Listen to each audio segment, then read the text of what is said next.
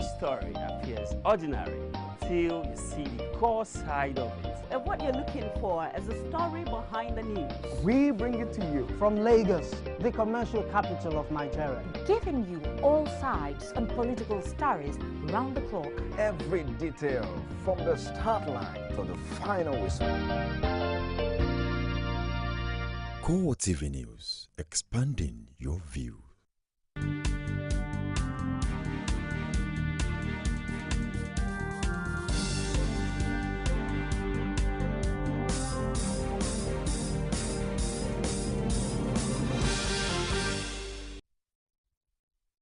Good morning and welcome to CoreTV News on the Hour. I am Martins Dixon.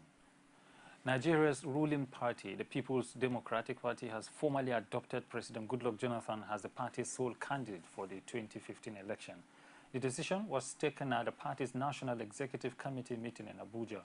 Members of PDP's National Executive Council unanimously agreed that President Jonathan deserved an automatic ticket for a second term after all other party organs had taken a similar stance on the matter. Niger State Governor Babangida Aliyu presented the governor's position, followed by Senate President David Mark, who spoke on behalf of the PDP caucus in the Senate. As the PDP has been reinvigorated by the National Working Committee, that we will go into this election as a united front with a view to winning more than the state that we have now. And in this decision, we agreed to bring back our mandates in Sokoto, in Kano, and in Adamawa, in Kwara, and in River State. The PDP caucus of the National Assembly. What we are announcing here today is not for Dr. Jonathan. It is not just for those of us who are in NEC here. It is a legacy that we believe we want to leave for PDP. Legacy that will outlive all of us who are here today. Because if there is a sitting president who is a performing president, it is our very sincere belief that he should be given a chance to do even better. For those that support the motion as proposed and seconded, may you say aye, please? For those that do not support the motion, may I hear them say nay? Where are they? Well, the ayes have it. Dimeji Gongole. Haliru Akilu.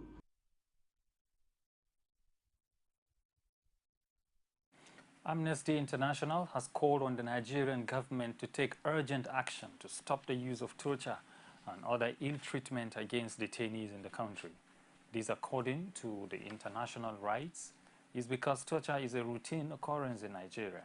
Amnesty International documented several cases of alleged torture in a new publication tagged Welcome to Hellfire and concluded that the Nigerian authorities had been turning a blind eye to torture. The group is also demanding thorough, independent and impartial investigations into all allegations.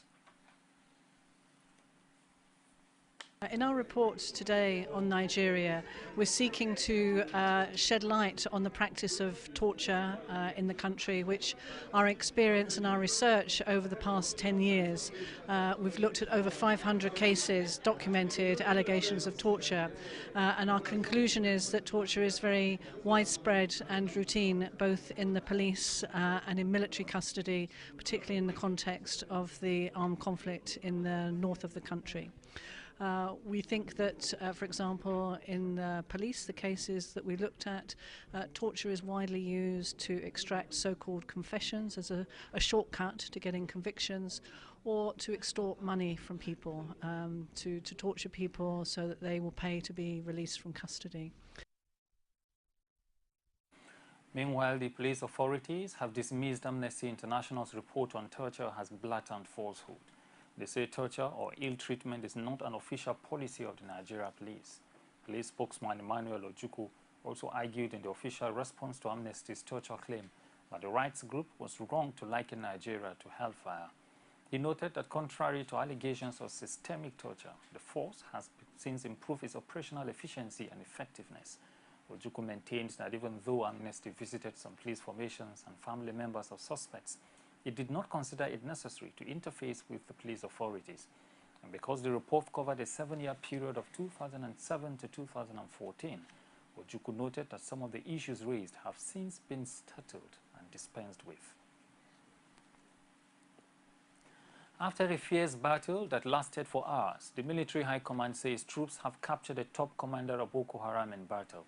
Defense headquarters says through its official Twitter handle that the insurgent was captured after sustaining injuries during another battle for Kondoga. Defense spokesman Chris Olukolade added in a brief statement that the terrorist leader is currently receiving treatment in an unnamed military facility.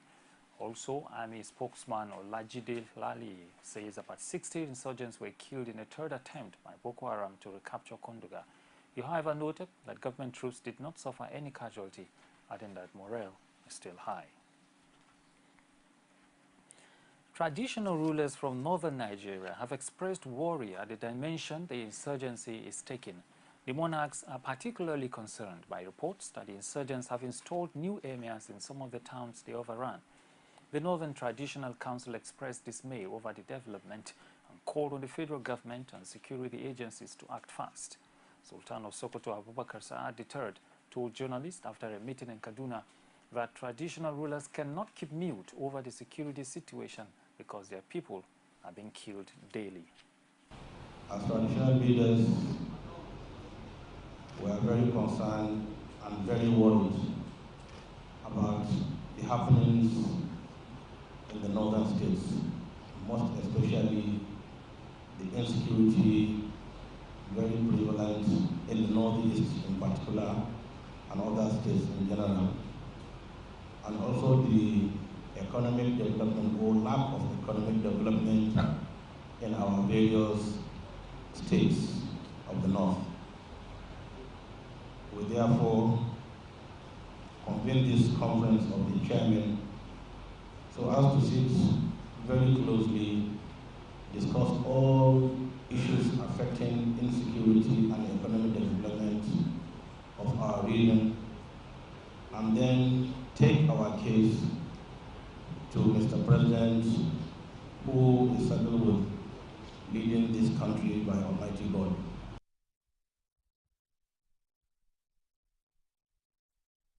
The Jamaatul Nasrul Islam is demanding an investigation into the gun and bomb attack on Federal College of Education in Kano with a view to bringing the culprits to book. Secretary General of the Apex Islamic Body in the North, Khalid Aliu, says in a statement that Jamaatul Nasrul Islam was shocked that the killings came after a period of relative calm without bomb blast. It says the senseless killing of students raises posers of what exactly the perpetrators want. It also noted that it was concerned that the bomber struck in spite of visible security checkpoints all over the state. The Wednesday's bloodbath in Kano, which left 15 people dead and 30 others injured following a bomb and gun attack on the Federal College of Education in Kano by gunmen, has started generating reactions from Nigerians. A legal practitioner, Fred Ezeako, who spoke on our flagship program, Core Digest, attributed the growing violent activities of Boko Haram to politics on the part of government. I expected that by now, a strong think tank would have been established by government to really look deep into these challenges. I had at one forum advocated that National Security Council, which is the highest decision-making body in this country, made up of current and past heads of states and other top leaders of Nigeria, should come together to really look themselves eyeball to eyeball and take a decision on how well to move this country. Because I am of the opinion, I also belong to that school of thought, that 90% of Boko Haram insurgency is political. The other 10% may be masquerading with other reasons. And that means that I belong to the school of thought that it is politics that is driving this insurgency. I have sat down to analyze insurgency in every part of the world, and I have seen politics underlined in all of them. For his part, the executive chairman of Amuwo Odofin local government area in Lagos, Ayodele Adewale, who was also on the current affairs program, questions the insincerity and commitment of the federal government to the welfare of the people. For me, it's sincerity of purpose. Sincerity of purpose, and this also is a lesson for everybody in the country that wherever you find yourself, either in government or in public service or in business, your private service and all whatnot, let's try as much as possible to create a difference, create opportunity for people to survive. Try as much as possible to get everybody busy, because there's a saying that an idle mind is a devil's workshop. And when you look at countries that have been providing welfare structure for their citizenry, it's not as if they are wasteful or they don't know what they're doing. Perhaps they have foreseen all of this insecurity, that it's possible that it can ravage them in their own territory or in their own society. So they try as much as possible to create avenues for people either to grow according to their peculiarities, or government come to give succor for them in order to survive. Senate demands explanation over seizure of $9.3 million in South Africa. Details of these and other stories after this break. There is an Ebola virus epidemic in some West African countries. The Nigerian government wants you to be aware and watch out against the spread of Ebola in your community. Help keep our country safe and watch out for severe cases of fever, headaches, diarrhea, chest and abdominal pain, sore throat, cough, red eyes, and bleeding from the eyes, ears, and nose, especially when these symptoms are found in persons coming into Nigeria from other West African countries. Protect yourself. Wash your hands regularly with soap and running water, or use a hand sanitizer.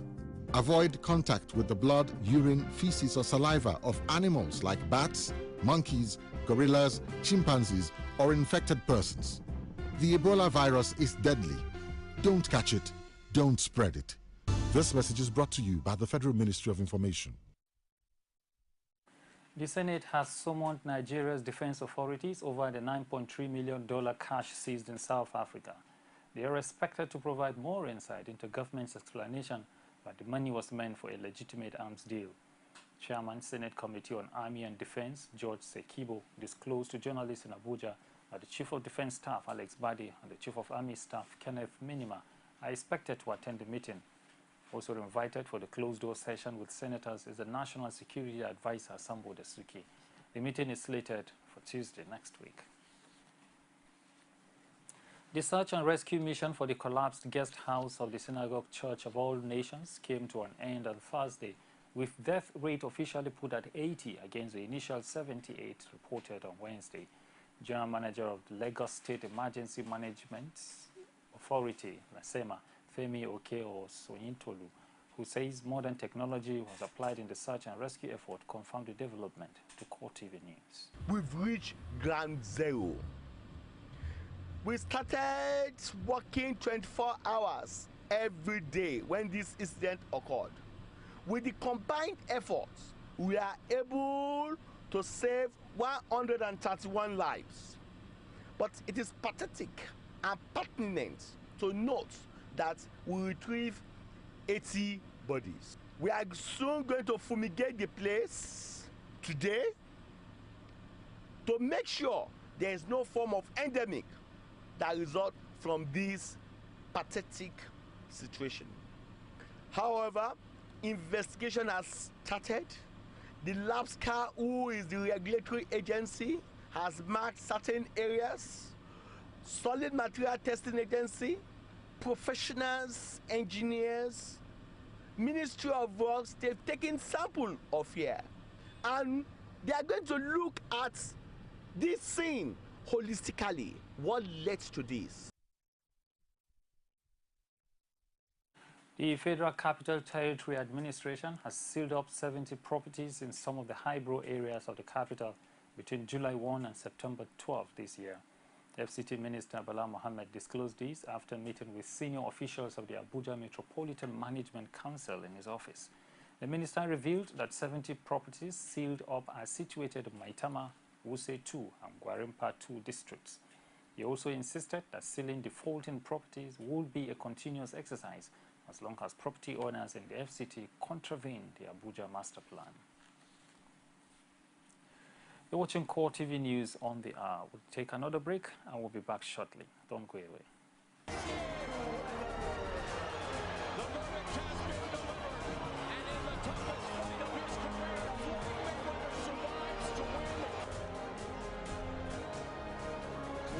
Der Torschütze zum zwischenzeitlichen 1:1. Semenike schickt Musa, da ist Ahmed Musa! Und das ist der Ausgleich!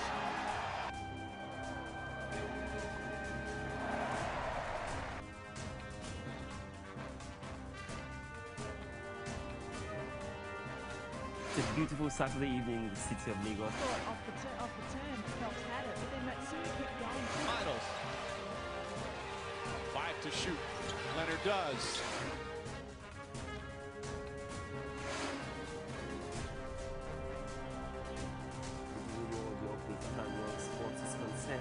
And of course, making a difference for all of us here from all our production crew. Thanks for watching the show.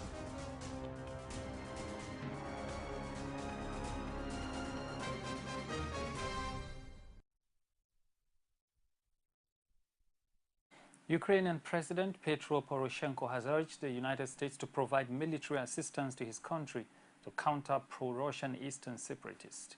In an address to a joint session of Ukrainian servicemen who are fighting a war for the free world against Russian aggression, U.S. President Barack Obama has condemned Russia's actions in Ukraine, but says military support will only include non-lethal equipment. Poroshenko told the joint session of Congress in Washington that Ukrainian government forces needed more equipment, including lethal and non-lethal. His impassioned plea for U.S. support brought applause and several standing ovations, as U.S. lawmakers wanted to show him that his fight was their fight. But Poroshenko, no doubts, gratified by the reception, had an agenda wider than just bathing in the love of Congress. He wants action enhanced military status, more weaponry, and tougher sanctions against Russia. And in sports, the Super Eagles are now ranked 6th in Africa, having dropped 4 places in the September FIFA ranking release on Thursday morning. Nigeria's senior national team dropped 4 places to 37th in the latest ranking. The Eagles are now the 6th ranked African side behind Algeria, Cote d'Ivoire, Tunisia, Ghana and Senegal, following their poor start to the 2015 Africa Cup of Nations qualifiers earlier this month.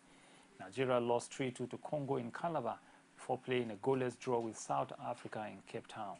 Congo benefited from their 2 victories last month by moving 30 places up to 48, while South Africa only moved 2 places to 67th. Final Group A side Sudan dropped 18 places to 133 in the world. World champions Germany are top of the pile, with Argentina in 2nd place. The Netherlands, who won bronze at the World Cup, dropped to 4th on the rankings as Colombia moved up to 3rd position. Former world champion Spain fell to the 8th spot, with France in 9th place, as Switzerland occupy the 10th position.